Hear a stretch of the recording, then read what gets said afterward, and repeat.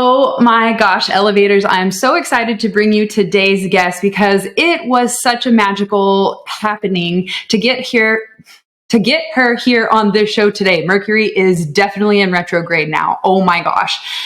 So her team reached out back in January to be on the show, and I had never heard of her. And then when we went to our Costa Rica retreat, we had a woman show up that had just come back from Emma's human design retreat. And that's when I knew, oh my gosh, that name sounds familiar. And I typed your name in my email, searched, and found that email from your team. And I was like, get her on the show stat. So welcome to the Elevated Life Podcast. Spirit clearly wanted you here.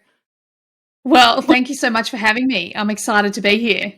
Oh my gosh. So human design is definitely up our alley when it comes to the taboo, the woo, and the spiritual world, because I find that Chris's route and taking this in the logical and analytical, and my route and taking the things are talking to me. I don't know what's going on in my world. We ended up kind of merging together and realizing that we were speaking the same language, but we're speaking the same essence, but in a different language. And I feel like human design is another type of language around discovering who you really are. So can you kind of dive into how you got into this very niche realm of understanding yourself? Yeah, so I got into human design years after I had studied. So I had an advertising career. I think I burnt out 3 times. I ended up with Just 3? Depression. Yeah, exactly, right? Just 3. Ended up with depression and panic disorder, all of these things going on in my life, which were the catalyst for me to start my own healing journey. It began with healing my mental health, and then over time, it became the work that I did, because I was kind of like, wow, if I can, heal myself and rewire my brain, then I want to help other people. I noticed that I had almost like a resilience that a lot of people didn't have. And I was like, right, I need to become a coach. I need to be able to help people with this. So I did that. I became a master coach.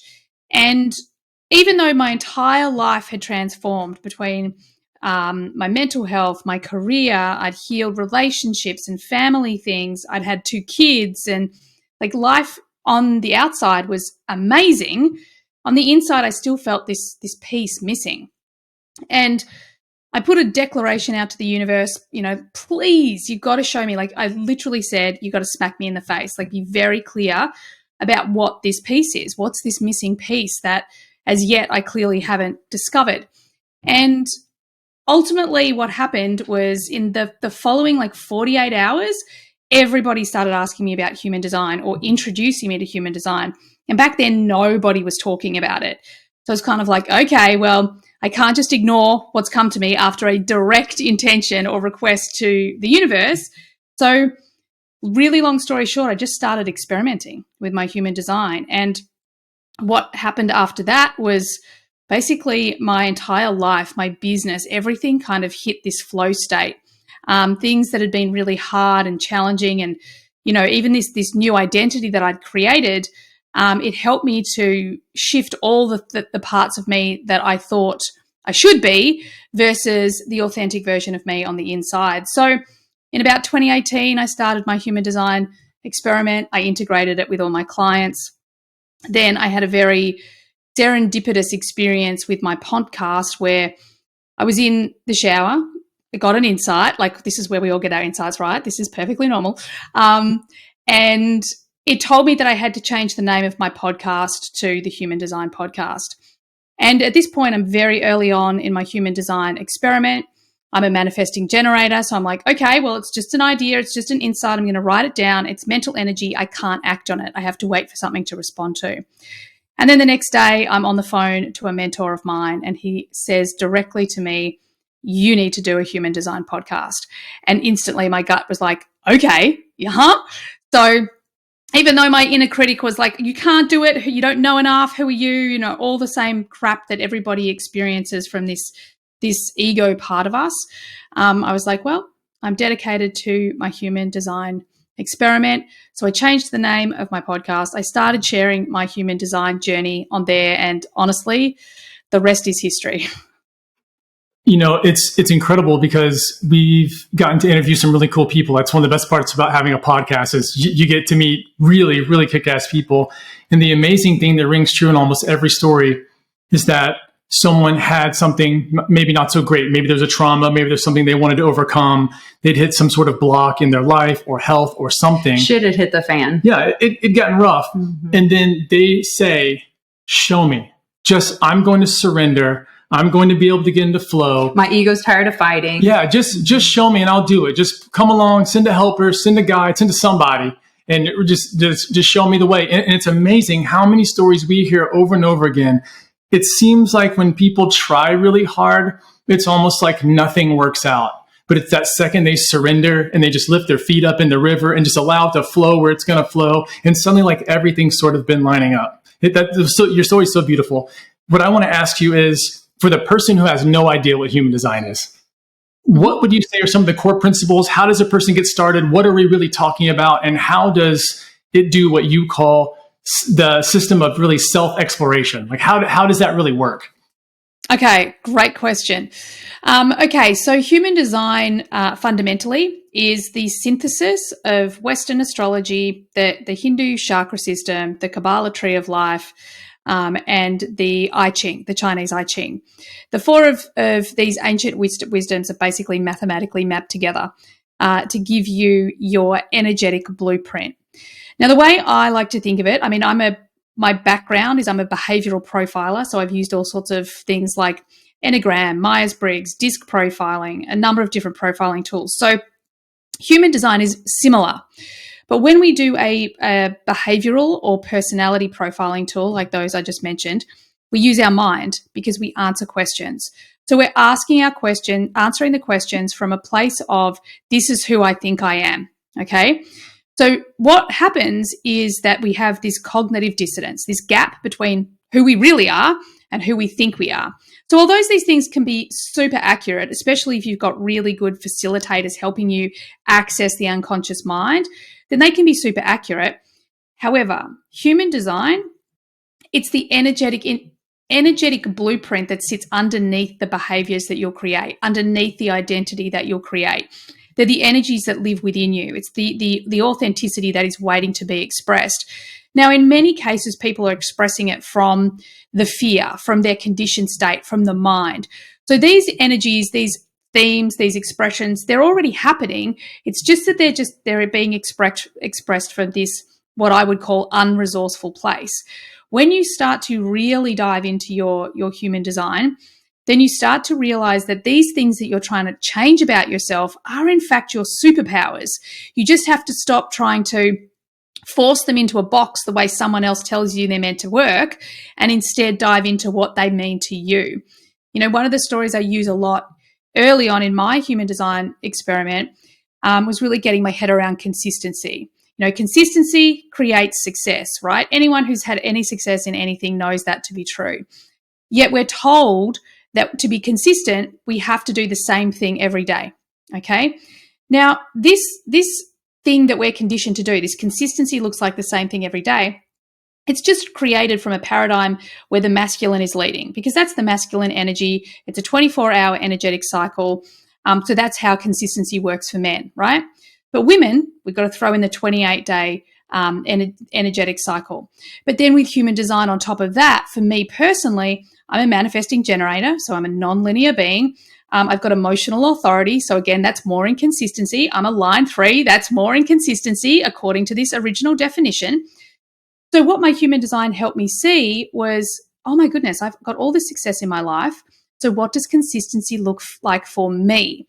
So I could look back at my sporting career as a kid and go, wow, I had great success. I just didn't do consistency the way I've been trained to do consistency. So once we start to understand our human design, we actually understand what is correct for us.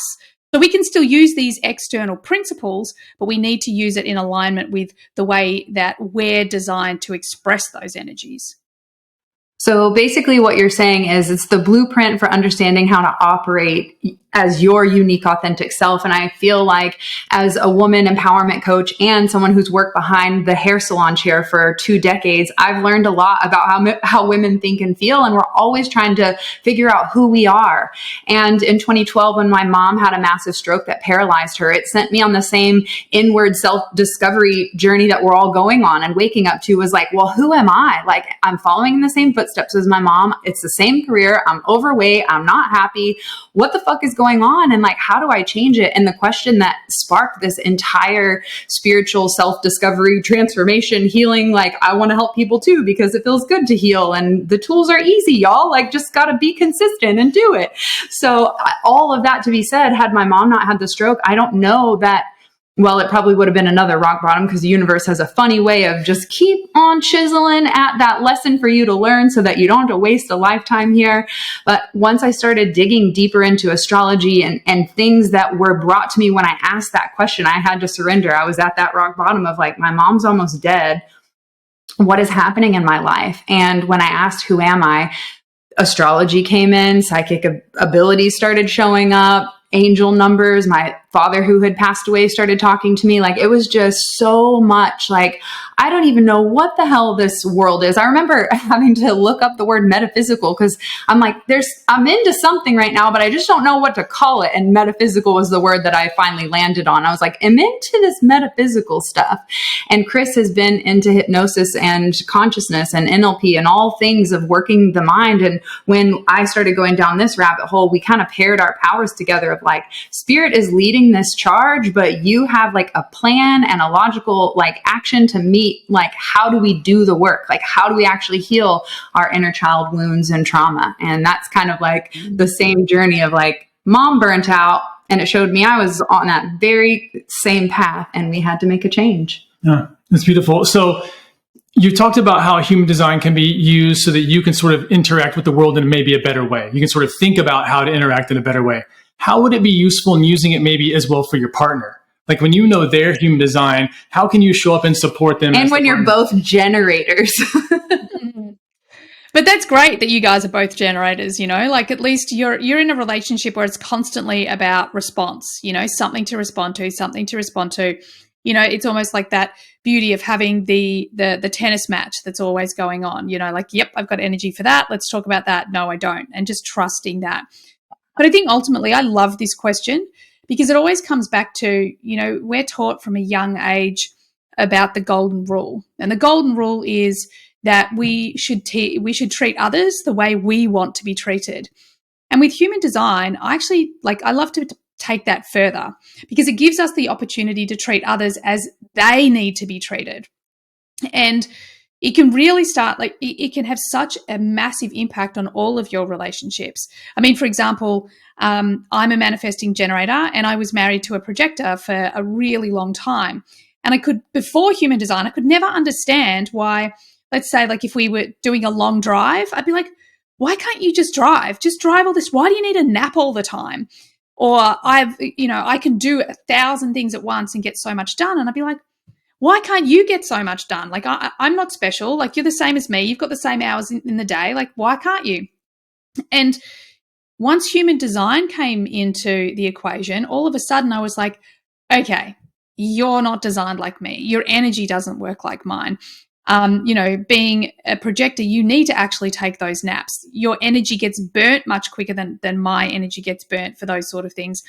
And even more than that, like, so not only does it improve our intimate relationships, but I mean, I've got 2 kids, and raising my kids in alignment with their design has been groundbreaking, because it lets them lead. It lets them lead, you know, even my kids are they chose their own school in the end. They're very intrinsically motivated. When they make a decision, they know how to trust their own guts. So it's incredibly powerful for all relationships, because all of a sudden we stop seeing this other person as we are, which is, you know, as you know, Chris, like, this is how the brain works. We perceive our reality as we are, not as it is. And then all of a sudden we start seeing them more authentically. We start seeing their superpowers in a really specific way. Like, I can remember saying to my youngest son all the time, like, just bloody listen. Like, the kid won't listen, you know, when he was younger. And then once I had his human design, I'm like, oh, wow, like listening is this superpower that this kid is on the planet to learn. So of course he doesn't listen, because he's got to go through the process of learning that muscle, building that muscle. So the beauty of it really is getting to see the people that you love, and sometimes the people that you don't love, or sometimes the challenging people. Like, it completely changed my relationship with my mum. I just understood her so much more when I understood her design. It just gives you the freedom to accept people as they are. I think that's such a beautiful way to put it, because we aren't all the same. And even in just perfect consultation in like client work in the hair salon, I'm always listening to, do they say I feel a certain way or I think a certain way? And then that, gives me a perspective of, okay, they operate on a different playing field than I do. And even just understanding that showed me a whole new world on how to communicate with others. And I think, one of the big things we talk about in our Evolved Couples Retreat is that communication. And I really feel like today sparked this, like, we always talk about our our life path number in the Couples Retreat, but I think I want to layer it one step deeper this year and add human design to that, because knowing that Chris and I are both generators changed the game. Knowing he was an Aquarius changed the game for me. Like, oh yeah, you are different. And no, babe, nobody operates like you. I always have to remind him. So that's why we were giggling earlier when you were like, oh, now I understand why they do that, when we can learn their blueprint, whether it's human design or astrology or anything along those lines. It's really cool how we do, these are the cheat codes. And this is why I love highlighting experts like you to be able to remind people that these tools are available if you just take a moment to do the inner work, to look within. Yeah. And it's not scary. It's empowering. Everyone's like, I don't want to look in there. I've been protecting myself from that for 30 years. But like, this is actually a tool to invoke empowerment and not, diminish your ego. It actually builds.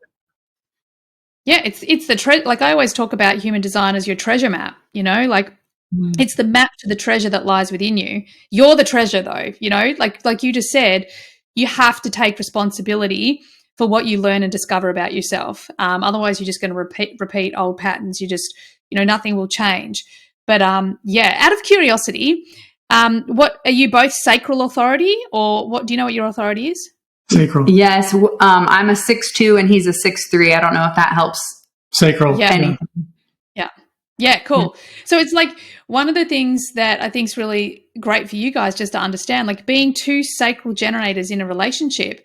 Like really, a lot of your communication is going to be like, yep, or no, like these really simple yes or no.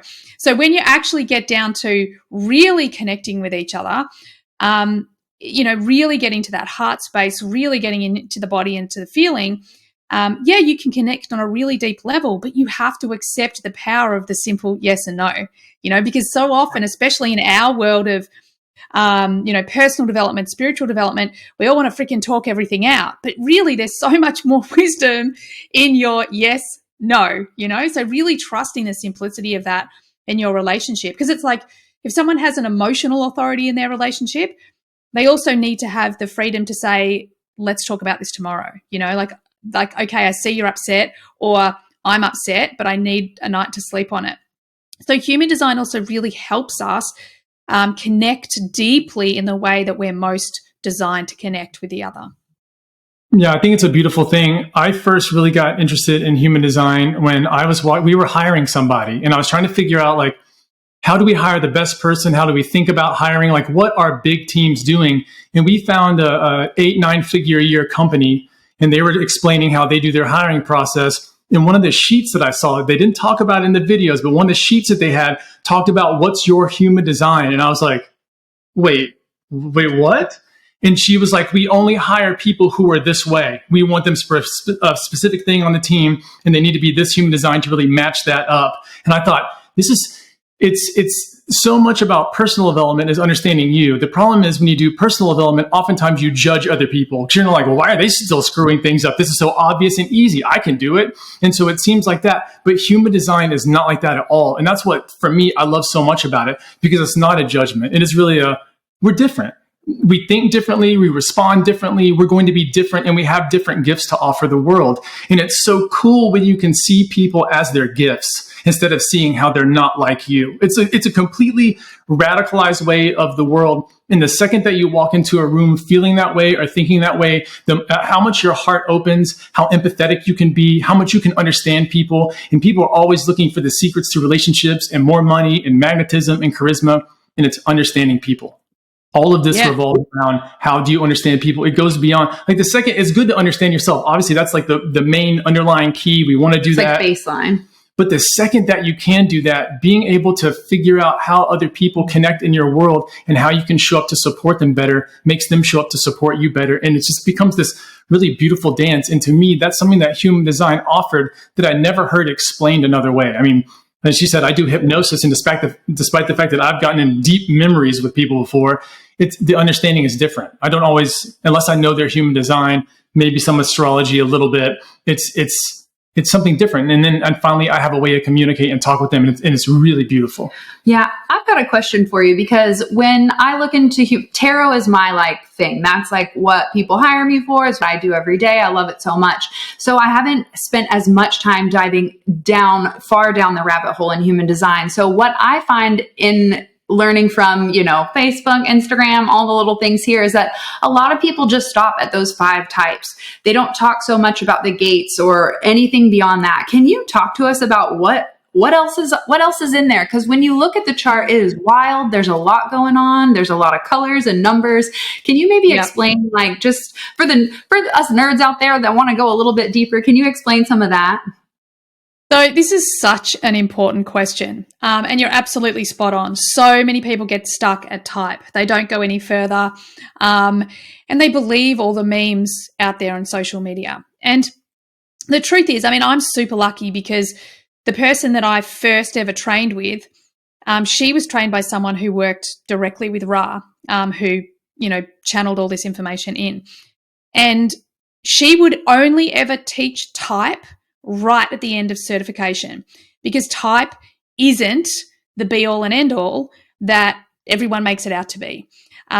Because what it does is it's something that was kind of created to help teach it at a macro level.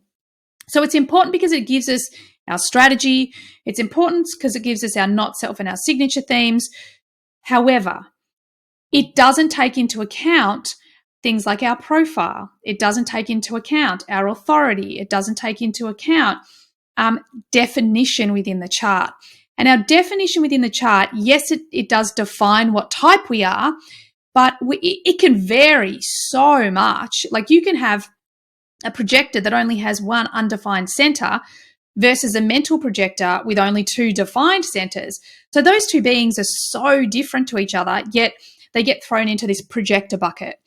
So the thing that I think is super important to be aware of is that type is great as a jumping off point, taking this complicated and, often overwhelming system and starting somewhere. Great. But what you're probably going to notice is that the more you run your experiment, or the more memes you see or read or watch, the more you're going to go, that doesn't really resonate with me, or really? And that's okay. You just got to trust that resonance, that biofeedback, because once you go a bit deeper, I mean, our authority is not defined by our type. You guys are both sacral. I'm emotional. Then we've got splenic, and then we've got all the sounding board authorities as well. But then we've got profile. You both spoke about you're a 3-6 and a 6-2. I'm a 3-5. When you understand the theme of your profile, this is how. For me, I teach it as this is your how. It's how you move through life. It's how you serve. It's how you learn. It's how you experience life. So profile is incredibly important, and it's a very significant theme. And then once you go deeper into the definition of your centers, so when you're looking at your body graph, there's a bunch of shapes. Some of them are colored in and some of them are white. When you start to understand like your colored in centers, that's your innate energy. It's always there. Like, I've got a defined throat. Talking is easy. I've never, ever gone to any training on how to speak. Yet I can quite easily jump up on a stage and talk about anything, like easy. However, my mental, I've got an undefined head and ajna, so my white centers Two of them are the top two, the mental energy. And from a very, very young age, I was diagnosed with dyslexia. I had this whole identity about being stupid, like all of this stuff. And so much of my journey to become who I am today has been learning how to think. And today I'm like, I'm a genius. I'm so clever. I'm such a great thinker. Like I've got a very different perception and identity about my mental capacity, but I worked. Like I built that muscle to build that thing because it wasn't something I was kind of born. It wasn't an energy that was there constantly all the time for me to access. So when we understand our centers, then we can really see, okay, these are the muscles I'm going to have to build. These are the things that kind of innately are mine that are always going to be easy to express. So yeah, there's so much. And then that's not even talking about the channels and the gates, which play out the specificity. I mean, the things that you can find in your gates, like the one thing that you're meant to do on the planet is in there. It's like your brand, how you're meant to show up, your purpose. You know, you can look at certain areas of your chart. There's lots of places for that. There's so much specificity the deeper you go. I'm like, and what was that brand gate number? Like, where do I need to be looking? Yeah, your personality sun. If you look at your personality sun, which is the top right-hand square for everyone, if they're looking at their chart, on your chart, like that is the filter of everything within your chart. Everything filters out through that. So mine's in the 37, which is all about friendship and community, which means that everything I do, everything I put out in the world has this air of friendship and community and equality. Like equality sits in there as well. So like that's a really big player. That's so cool. I'm like, I want to go pull it up right now. I'm curious. You mentioned something that I think is really important, and I definitely don't want to gloss over this, and that is talking about people with things like dyslexia or any kind of thing that's similar to that. Yeah, same. Hi, me too. My question is, as human design becomes more mainstream, because how many conversations I've been in where I've not mentioned anything, and then someone else mentions it, it's staggering now. Like people are finding out about this kind of modality. How do you think it will change the way we look at, perceive, and move forward in education? How do you think it will change the education playing field? I absolutely love this question. And I do feel like, again, the universe is nudging me very, determinedly in the direction of education. Like I have a lot of teachers or ex-teachers in my community, in my team. And how specifically is this going to change education, in my opinion? Well, it's going to, turn it on its head, because at the moment we have this line that everyone in education has to meet the line. You can't be above it, you can't be below it. You have to be the same. You have to be on this line. But imagine that our kids, and one of my big lifetime goals is that my grandchildren will go to school with their human design. And instead of them having to conform to the education, to their standards, instead it would be the other way around. So let's say for a start, like our generators, our manifesting generators, the three of us, we'd be like in this probably loud room, running around, doing all the things. We'd be allowed to get up from our desk. We'd be allowed to do yes, I want to do it. No, I don't. But our projectors would be over in a more quiet corner. They would be, allowed to focus on what they're obsessing about. Our reflectors would be very conscious that they get time with the group and time away from the group. Our manifestors, we would actually be empowering them at the beginning. Like, okay, well, where's our manifestor going? Because the class is probably going to follow them, whatever they're initiating.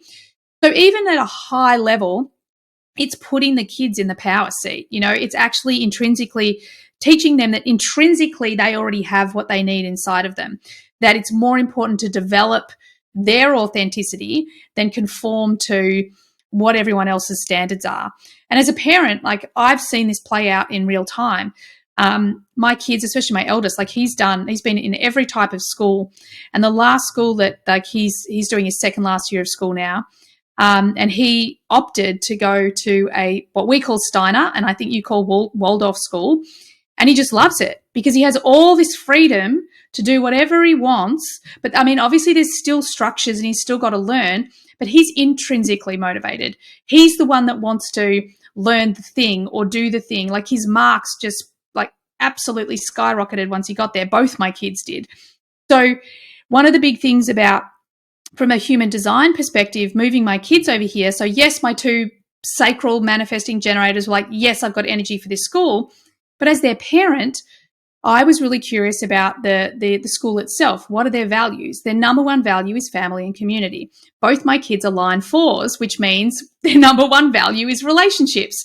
So, that was just a no-brainer. So I think that as this really does go mainstream, again, that's one of our primary goals with all the work that I'm doing and my team is doing, is we want it to go mainstream. We don't want it to be overly complicated, because you don't need all the nuances. You don't need all the T's crossed and I's dotted, because just strategy and authority can empower so much. And from an education perspective, I really think that it would change everything if it was integrated into schools, because I don't know, everything that's already existing would be blown up and rewritten.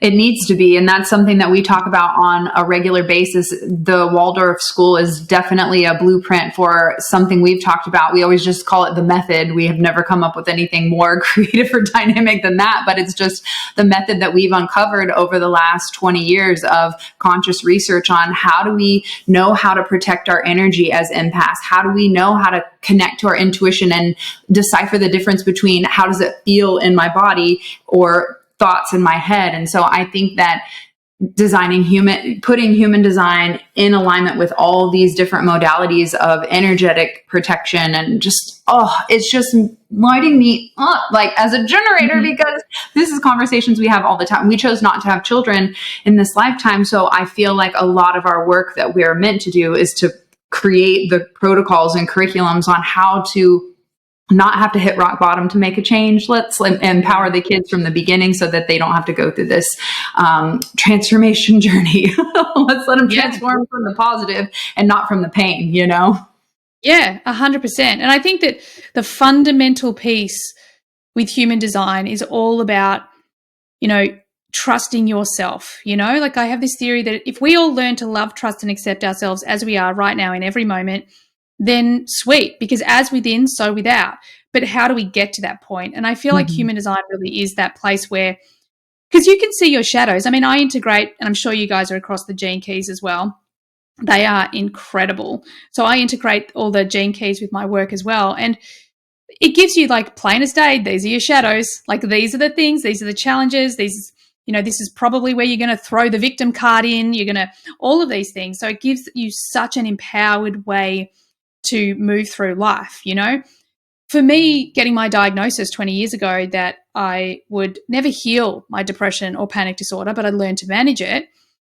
Like in that moment, I'm sitting with a leading specialist in Melbourne here in Australia. And he gives me basically this, tough, you're going to have to learn to live with it. And I'm just lucky that in that moment, I was like, well, no, that's not an option for me. Like there was something inside of me that said, there's a better way.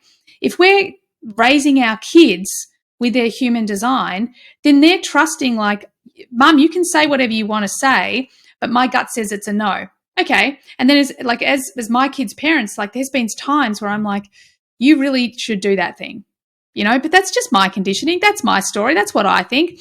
And they'll be like, nope, not doing it. Gut says no. Okay. And sure enough, it works out exactly the way it's meant to work out. And just by empowering people, we're so conditioned to give our power away. Human design is the way that we can become sovereign beings again, trust ourselves, bring the power back into our own internal guidance system to literally become our own authority. That's my favorite. I mean, that's, I feel like really the sort of the goal of all of this empowerment is to realize it's you. I mean, it's you underneath all of this. What's interesting that you mentioned is something that I think a lot of people struggle with. And as hosts of retreats, we all know it's not necessarily the stuff that you do at the retreat. It's that integration that is really the tough part. It's really where you're going, damn, it was easy at the retreat. We all know to love, but do we do it every day? Like we all can have the information, but do you integrate it into your like authentic expression? So I want to ask, let's say once you have some of this knowledge, let's say you've gone and you've looked up, you know some of your main things, you kind of got a hint at maybe what to be doing. How do you actually integrate that into your life? How do you start to make the actual changes so that you're starting to see, oh, that's now an automatic behavior. I'm not saying bad things about myself anymore. I'm not staying frustrated. Like, how do you get there? Oh my God, I love this question. And I have like a whole model. I call it the transformational human design experiment model. That's a mouthful, but hey. And yeah, you're absolutely right, because one of the biggest challenges we have living in the information age is not that we don't have the information. Like, there's nothing we can't learn, easy access at our fingertips. The challenge we have is integrating it. Most people don't take the knowledge from the mind and integrate it into the body. That is the fundamental issue that most people are having. They have everything they need, they're just not doing it. So one of the big things that I talk so much about is, you have to actually experiment. So what does an experiment mean? It means you have to take action. And I talk all the time about imperfect action. So let's say you're a generator, you're a sacral generator. You've just discovered that your strategy is to respond. Your authority is, also the sacral authority. So it's all about responding as well. You've got to actually go out and do it. So what does that mean? So one of the things that I'll say to people when I'm teaching it is, well, go to the supermarket, or go and look at Netflix, or go and do something where there's something in front of you that you can respond to. Actually let yourself respond to things that don't matter, that don't have this big, like, do I spend all this money on a personal development course? Should I just drop 20K on this? Don't start there. Start with, what do I want for lunch? Go to the fridge, open it and go, yep, got energy for that. I'm going to have that.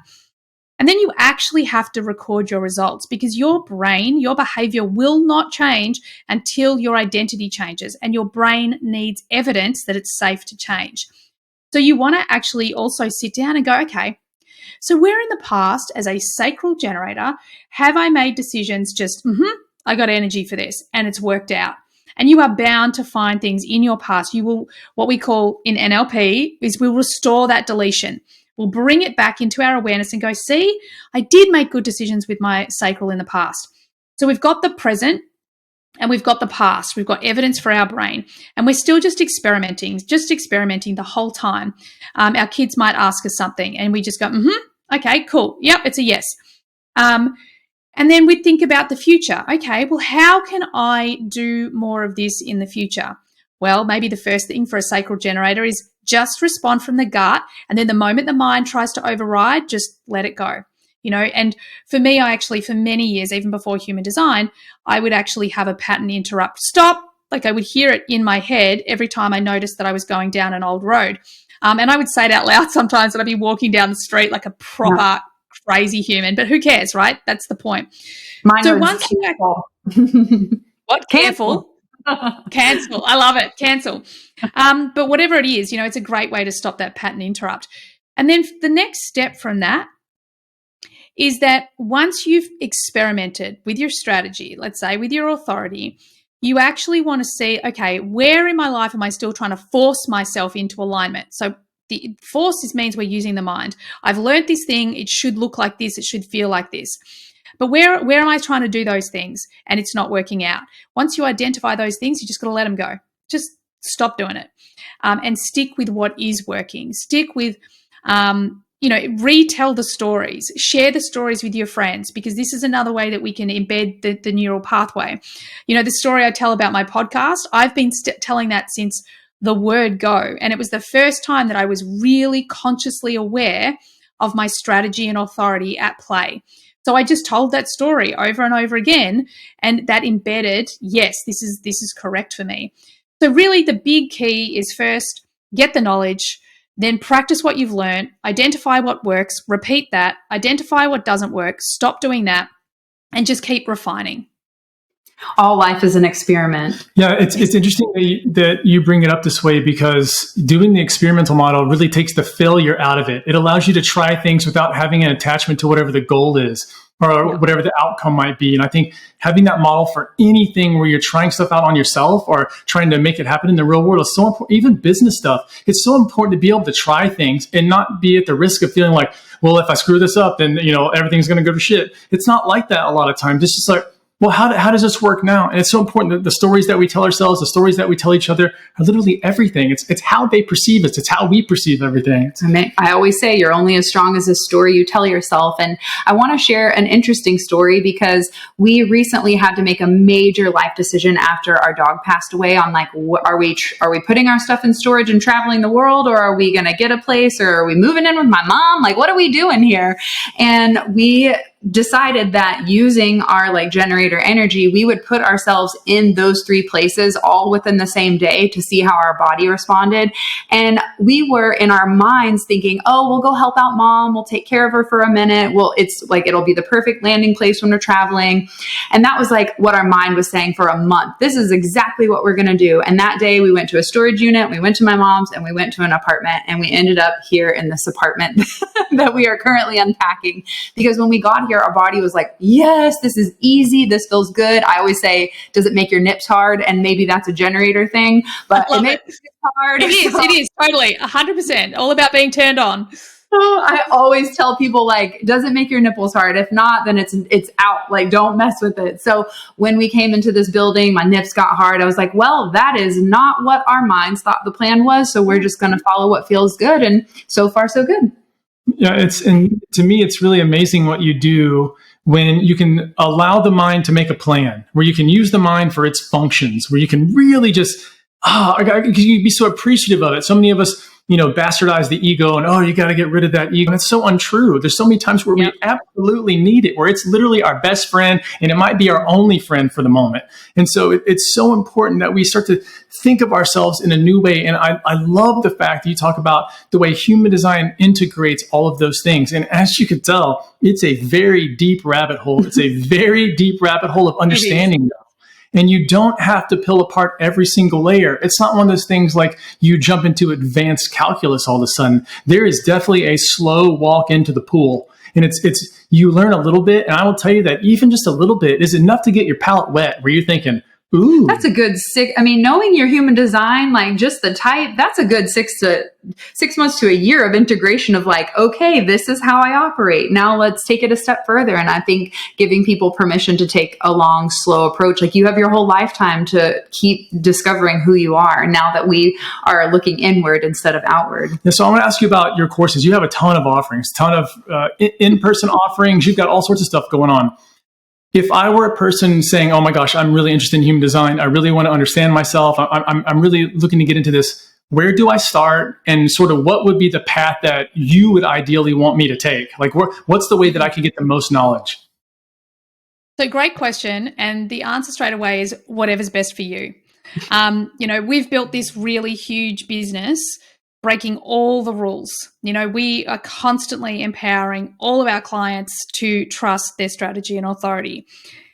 However, saying that, what we've created is that you can just go and get your free chart on my website, which is just emmadunwoody.com. And then once you have your chart, then we also have your details. So we will send you to the right podcast episodes for your type, for your authority, for your profile, so that it actually helps you, like, as that old saying goes, one of my mentors used to say, how do you eat an elephant? One bite at a time. Like, it's just one little bite at a time. Because I think a lot of people rush to the end. They try and get all of the information, and all that does to the brain is puts it in overwhelm. So you want to just take the time as you're designed to do it. The most important thing to do as you're doing your experiment is discover what your strategy and authority is and listen to it. So if your strategy says, you guys, you're a sacral authority, I love it because I'm watching both of your sacrals nod back at me right now. Like if there's information in front of you and you're like, oh yeah, I have to do that, like, yep, I want that. But if it says, let's say you're in our pathway, you're following, you've got your free chart, you've joined our Authentic Success Club, and then maybe you're at this opportunity to come and join our collective, our community that's, mind-blowing. Honestly, as the teacher, as the mentor of this group, if your authority says, yes, this is correct for you, come on in. But if it says, no, this isn't correct for you, this isn't the right timing, maybe I'm not the right teacher, the point is listen to it. Because the more you listen to your strategy and authority, the more you're going to get the right people, right places, right opportunities. Things will get easier. And I don't mean easy like you just sit around on your hands and nothing happens. But my experience is the things that have happened in my life, the people I have met, the opportunities that have come my way, the ease and grace that things like writing my first book has been, like it hasn't just been super easy, like I'm sitting on my hands easy, but it's been the best like journey of my life. So ultimately, the thing that I would ask you to do is to just run the experiment. Start to love and trust you, because you actually get to a point, and my goal for everyone that's in my community, in the collective, in my masterminds, my retreats, anyone who's with me, my goal for them is that you get to a place like where I'm at, is I don't actually refer back to my design ever, because I've learned that, well, I won't say ever. Every time I go through a challenge, I go back to my design. But the point is, we want to get to a place where we know, okay, those feelings that we had inside, we now have the language for. When I feel this, I can trust it, so I can do that. It's actually more about giving you permission to be your own guru, to trust what you're feeling, to trust your decision making, to trust your purpose, to trust that even though your head says this person in front of you is like perfect on paper, or you feel amazing being around this person, your gut's like, there's just, It's being in that moment of just being able to trust that process. So ultimately, the best pathway with human design is your human design. Trust your strategy and authority, and make sure you experiment. You absolutely have to do the experiment. Don't just learn. You've got to get to the integration part.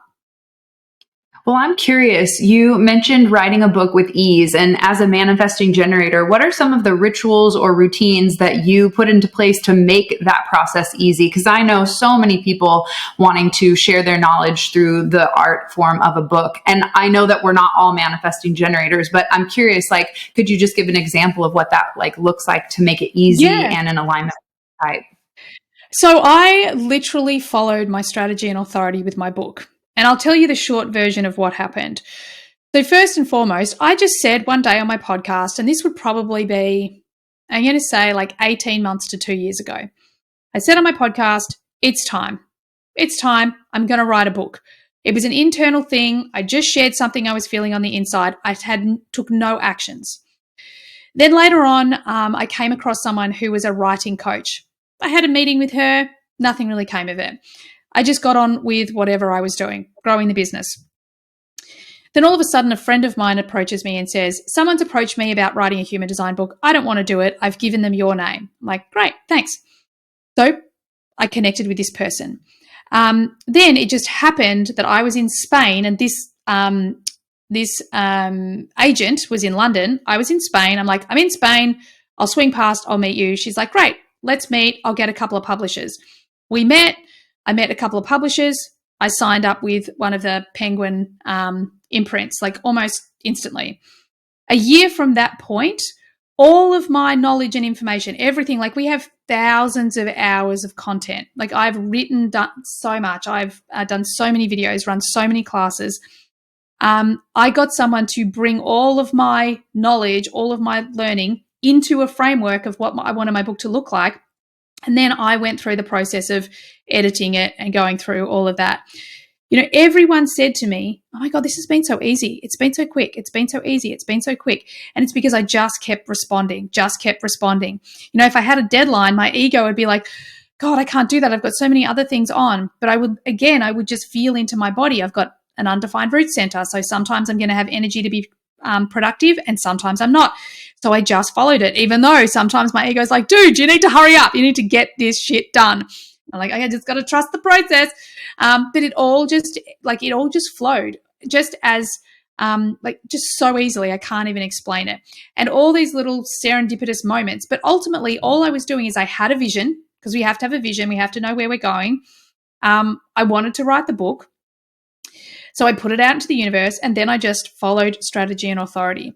And then every time someone would try and say, people would try to rush me on decisions, I said up front in the beginning, I'm an emotional authority. I'm going to sleep on things. I will not get back to your emails in hours. So I set the standard. I was very clear on how I work, how my energy works, and, the sort of support that I needed. And then, it kind of just flowed from there very, very serendipitously. But it was because I just followed my design, and I set those standards at the outset of how my energy works. I mean, I've grown my entire business this way, and so is my entire team. My entire team, all the key like growth roles in my business. Like I have not trained. I have not told them how you need to do this and how you need to do that. We literally we sit down, we talk about what the vision is, where we want to go. We all sit around, okay, how can we help? How can we support this? What do we need to do in this role? And then our human design has guided us to that. I've been working with a business consultant for a while now, and she does her things because she's a generator, so she likes to do it in a very linear way. Whereas myself and my COO, we're both MGs. So we're like, yeah, no, we got to get messy first. We're going to just like run this shit and see what works. And if it doesn't, we won't do it. If it does, then we'll do you a 90-day plan. But we're not going to do that first. So we've really built this whole business honoring our truth, our authenticity.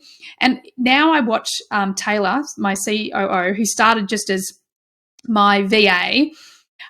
She's just built this incredible strategic back end of the business, which she did. Like, she's got a lot of mental energy, and she's a 5-1. Like, her whole design is about building systems. And she's built this kick-ass system, the back end of the business. No one told her how. She didn't go and spend thousands of dollars getting a system or whatever. She's built this whole thing. My whole brand I've built just by being me, you know. I had this mission of wanting to get paid to be me. So ultimately, it's just this trust process. You really do have all the answers you need within you. It's just you got to build the muscle to trust it. It's trust and patience, because full circle to the beginning of our conversation. It's I have a desire, I'm surrendering. And that is key components to manifestation, paired with the action that you are taking. I'll show up, I'll meet you, I'll put myself in the position to make the opportunity happen. I mean, that's the ultimate. You just gave the ultimate formula for like feminine, flowy manifestation. There's always that moment that I'm listening for in every story, every great story. It just so happened that I was in Spain. Like, the second that you hear yourself just saying that in your head, away. You just like something big is about to happen. It's also amazing. You brought up something really, really important, and that is the fact that no matter what your type is, all of us can be successful. Like it's wild to think that success is only a specific thing, or we only went to a school, or our parents only had so much money, or you only wake up at 5 a.m. That's not true.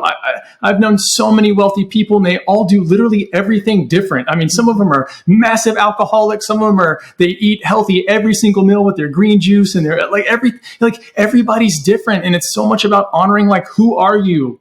And like, that's the answer that we're all like searching for. And the second that you even have an inkling of what that might be is how you can begin to live your life successfully and not worry so much about, well, I've got to do exactly what they're doing. That's always been my way. It's like, I'm giving you just some examples from my experiments that have worked. It has nothing to do with whether or not you should do it. Maybe you try it, but nothing to do with like, you can't give a person your blueprint. It won't work for them.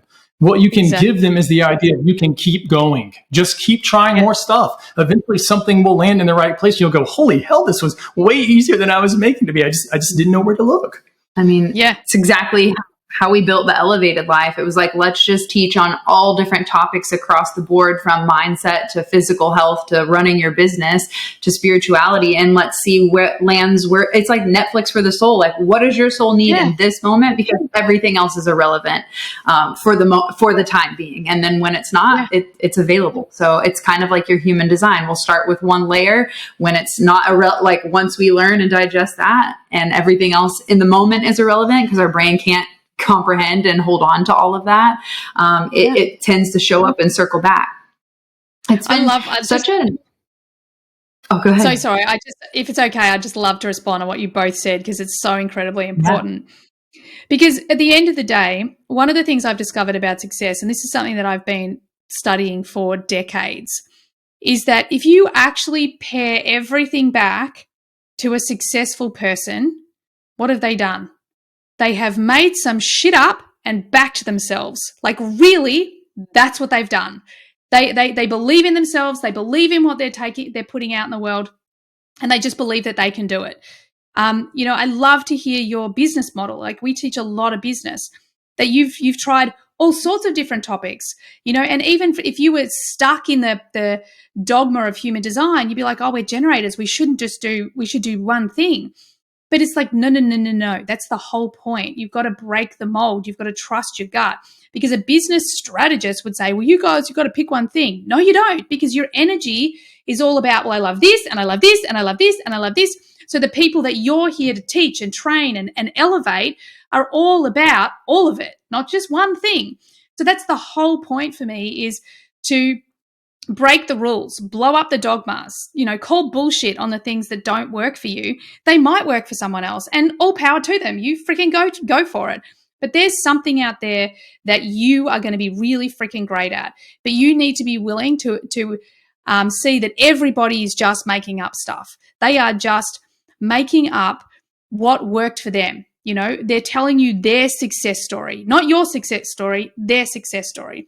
We went to see Stephen Bartlett, who, the Diary of a CEO podcast, and he's giving all of his principles and he's talking all through this, and he's like, this is the way everyone's going to succeed. And I loved a lot of what he said, but there was a lot that I'm like, nah, like it's a hard no for me. And, he talked a lot about how much time he invests on building his team.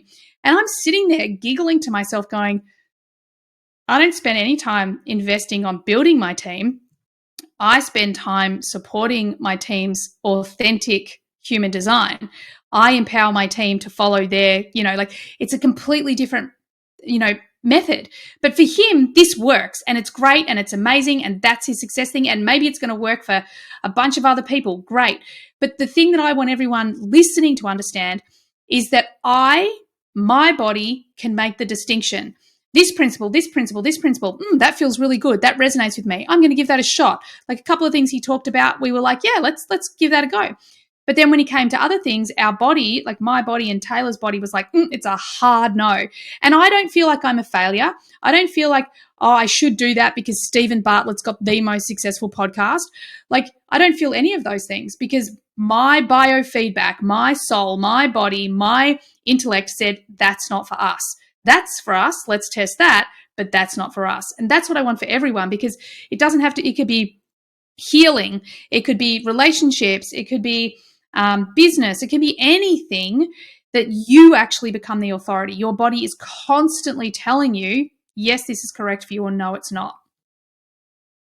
Emma, that's such a beautiful message. And in fact, it resonates so deeply with us because we've hired many of the top marketing teams. And so many times have they told us time and time again, focus on one thing. You have 70 brands. I'm like, because we have 70 life-changing, phenomenal ideas. And in time, there's going to be teams and people that can pick up all these ideas and run with them. So we're going to incubate them until it's time. And so we have just fired every single one of them because we're like, you don't understand us, the mission, where we're going, how we operate, and that we don't have children. So we have plenty of time to do these things, So I'm a bit jealous on all that spare time. I mean, I wouldn't give my kids up, but I'm a bit jealous on all that time. Oh, well, I'm curious to see what will happen now that we don't have animals. But I just really love your message, Emma, about empowering the person to follow your own blueprint. Once I saw this Pinterest graphic of all these top greats like Mozart and Beethoven and all these different like incredible genius people. And it showed what time did they wake up? Did they nap? Were they creative? What did they eat? And the chart, like kind of Chris was alluding to earlier, was so all over the map. There wasn't one like through line blueprint, like this is that perfect normal. And that in that moment, before I learned human design or astrology or anything like that, that gave me permission to go, oh, well, if all these geniuses can do it their own way, maybe I can do it my own way too. And I'm like you, struggled with the dyslexia, thinking I think different, and I'm a psychic medium. So I'm not just hearing my own voices and thoughts, I'm hearing other people. So it's been a wild journey of thinking I'm fucking nuts and crazy to finally come to this place of like, I know who I am now, and I'm really fucking powerful, and I'm really grateful to be in this position to be able to share this knowledge and wisdom and love. Whereas I was so afraid of being judged and probably killed for my message, like many a past lives. So I just am so grateful to have this conversation and to shine a light on the truth that we all operate differently. And I think it's so important for this permission, unconscious permission that we think we need to be given. So thank you for continuing to fight that good fight and to have courage to speak your truth and continue to shine a light on these tools that can help transform your life. This has been such a great conversation. Yeah, amazing. Mm-hmm. Thank you so much. Yeah. So we always love to end by asking, what does living an elevated life mean to you? Oh, living an elevated life to me, ultimately, like the one word that pops in is freedom. You know, it's the freedom to have total sovereignty over my own body, to live where I want to live, do what I want to do when I want to do it. And having an elevated life, I think, also means that, again, I'm a 3-5 profile. I'm a manifesting generator. And so much of my design is about having an impact. I've been told so many times in my life, no, you can't. You're wrong. That doesn't work for you. And I've proven all of that wrong, that actually I am right just as I am. I'm perfect just the way I am. And an elevated life is me living that and just helping other people live that as well. Like, break the rules, live authentically you, with a life of freedom, love, and service. Oh, Emma, so beautiful. Break the rules. Break the rules. I mean, it is. Literally, we have a huge piece of art that hangs in our house that says, "To the rule breakers." Yeah. I love it. I love it. It's like a whole ode to the rule breakers that are doing it differently. So thank you for breaking the rules. Thank you. So where can our guest find you? Where do you like to share your wisdom? Obviously, you have an incredible podcast. I love following you on Instagram, but where should our listeners come and soak you up? Yeah, that's probably the best two places. The Human Design Podcast. You can get your free chart, as I said earlier, on my website, which is emmadunwoody.com, and Instagram, which is the Human Design Coach. I love connecting with people over there on Insta. It's been such a gift to be able to, build that community, even though, let's be honest, Insta's just a bit evil. But the people that I get to meet through my work are awesome. So I'm very grateful for that. It's so true. Yeah. It's a necessary evil. And I'm so glad for it because we got to connect with you. And if you love this message, be sure to tag Emma and The Elevated Life and let us know what your aha moment was. Until then, we will catch you in the next one. Peace.